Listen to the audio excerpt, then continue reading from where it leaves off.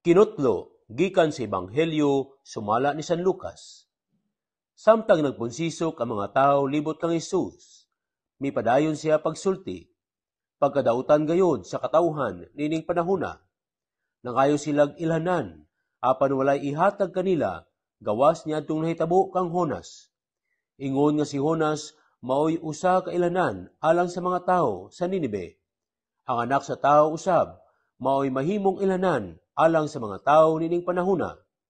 Sa adlaw sa paghukom, ang rayna sa habagatan mutungha ug musudya sa mga tao nining panahuna, kay mipanaw man siyag katunga sa kalibutan, aron lang pagpamati sa makaniadmano nga mga pagtulun-an ni Solomon.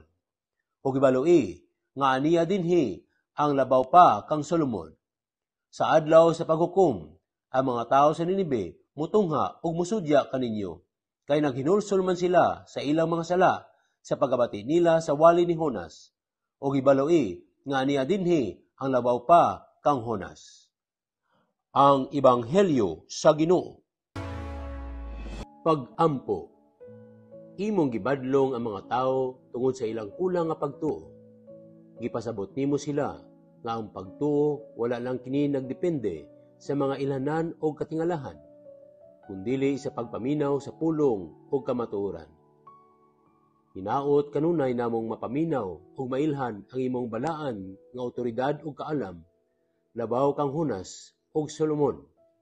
Kanunay kaming awhaga o Ginoo, sa pagakos, sa pagtuo, pinaagi sa paghinulsol o pagsalig kanimo.